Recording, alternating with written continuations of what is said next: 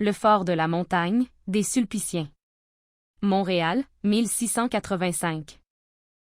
Par René Saint-Germain.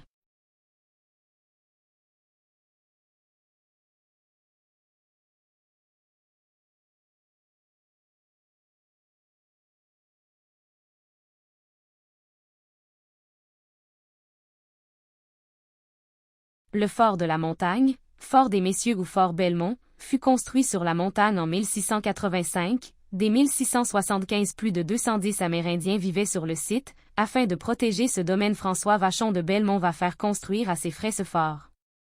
Le domaine comptait à l'origine en plus des habitations, 4 bastions ainsi qu'une série de remparts et de palissades. 3 bassins furent successivement construits sur le domaine des Sulpiciens. Le premier aurait été aménagé avant même la construction des tours, lors de l'établissement de la mission. Celui qui est actuellement visible et toujours en fonction est une remise en état par le sulpicien Antoine-Alexis Molin en 1801. En 1691, un terrible incendie se déclare dans le domaine et forcera le transfert des habitants vers la mission amérindienne du Sault-au-Récollet, où sera construit le fort Lorette. La mission de la montagne sera définitivement fermée en 1705, les terres sont alors louées à des paysans, certains logeront dans les fortifications. En 1825, un étage est ajouté à la résidence principale et l'on aménage une chapelle dans la tour est. En 1867, on va détruire les habitations à l'exception des 2 tours sud, lors de la construction du Grand Séminaire de Montréal. La mission Saint-François-Xavier, établie pour la première fois en 1667.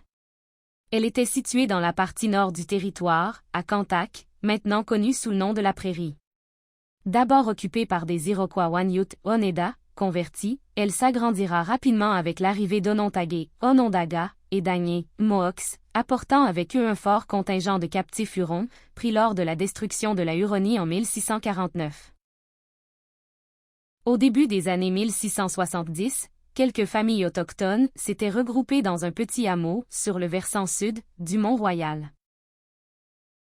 Les Jésuites pensèrent établir les Premières Nations, sur la concession donnée par M. Berthelot, seigneur de l'île Jésus. En 1674, ils donnèrent au père d'Alma jésuite, le mandat, d'explorer l'île Jésus.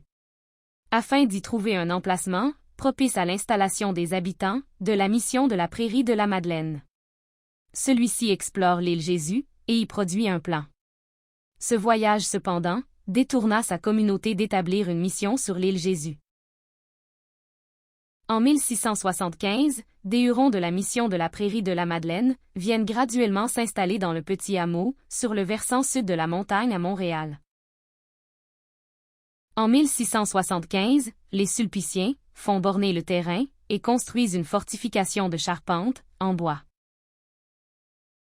En 1676, les Sulpiciens fondent une mission, à l'extérieur de la ville, au pied du Mont-Royal, pour que les Autochtones qui désiraient habiter près des Français puissent le faire en toute sécurité. Cette mission est située à l'est du petit hameau. En 1680, François Vachon de Belmont va avec son argent faire bâtir une chapelle lambrissée de planches et couverte de bardeaux, ainsi qu'une maison pour les missionnaires et une palissade qui vient enfermer tous les bâtiments, dont ceux du village autochtone. Croquis de la chapelle de la mission. En 1681, François Vachon de Belmont fut nommé supérieur de la mission dénombrant plus de 200 Iroquois, Hurons et Algonquins, vivant alors dans des cabanes dans la mission de la montagne.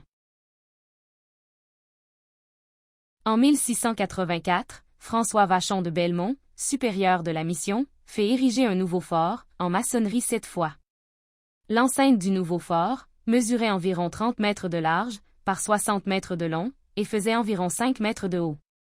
Aux 4 coins du fort, on trouvait des tours. Les tours nord servaient de poulailler et d'écurie, tandis que les tours sud servaient d'école et de logis, pour les sœurs de la congrégation de Notre-Dame. À l'intérieur de l'enceinte, on érigea une maison pour les prêtres. Le village autochtone était situé à l'extérieur de l'enceinte, à l'ouest du fort. Croquis de l'intérieur du fort, pour l'année 1684. Plan du fort de la montagne, pour l'année 1684. En 1685, on va construire une chapelle consacrée à Marie, sous le vocable de Notre-Dame-des-Neiges, et une grange sur pilotis. Plan du fort de la montagne. Pour l'année 1685. Croquis de la maison des prêtres. Croquis de la chapelle, Notre-Dame-des-Neiges. Croquis de la grange sur pilotis.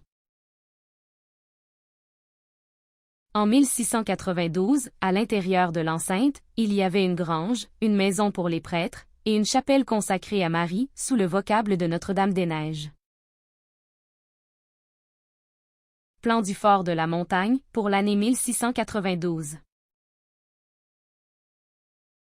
En 1694, un incendie provoqué par un tir de fusil dans une cabane va détruire en 3 heures à la faveur de grands vents plus d'une 50aine de cabanes d'autochtones, une 15aine de maisons de charpente, l'église lambrisée de planches et le toit en bardeaux et la palissade de bois qui entourait tout le village.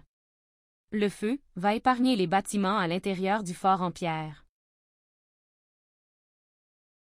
Cet événement porte un coup dur à la mission, et dès 1696, une première migration a lieu vers un nouvel emplacement, au Sault-au-Récollet, sur la rivière des Prairies. Une deuxième migration a lieu en 1699, au Sault-au-Récollet sur la rivière des Prairies. Puis encore d'une autre en 1704 et 1705. Le déménagement est également motivé par l'épuisement des sols pour la culture du maïs et la proximité grandissante des colons dans le quartier Saint-Joseph, la côte Sainte-Catherine et la côte des Neiges. Des familles autochtones demeureront dans la mission jusqu'en 1731. Vers 1796.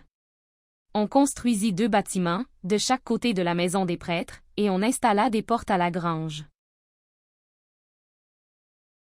Plan du fort de la montagne. Pour l'année 1796.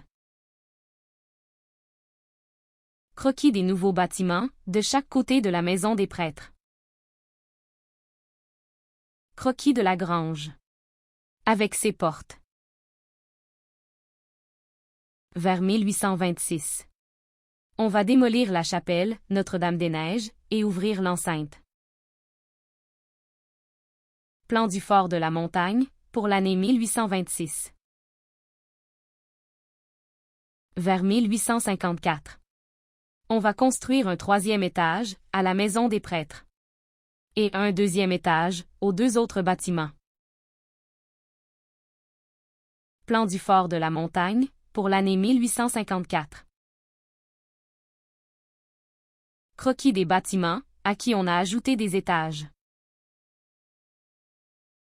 Vers 1855, pour la construction du grand séminaire, on va démolir la muraille et les bâtiments, qui s'y trouvaient à l'intérieur, mais on va conserver les 2 tours sud. Croquis des maisons des prêtres, et des 2 tours sud. La construction du Grand Séminaire de Montréal débuta en 1854 et dura 3 ans. C'est John Austell, un architecte anglais installé à Montréal depuis 1834, qui fut choisi par les Sulpiciens pour la construction du nouvel édifice de 4 étages avec un corps principal de 270 pieds de long sur 50 pieds de large, et de 2 ailes de longueur égale aux extrémités. Ces 2 pavillons mesuraient 97 pieds de long sur 48 de large. Toute la maison était de pierre de taille, de calcaire. Plan du grand séminaire, des maisons des prêtres et des 2 tours. Croquis du grand séminaire et des maisons des prêtres.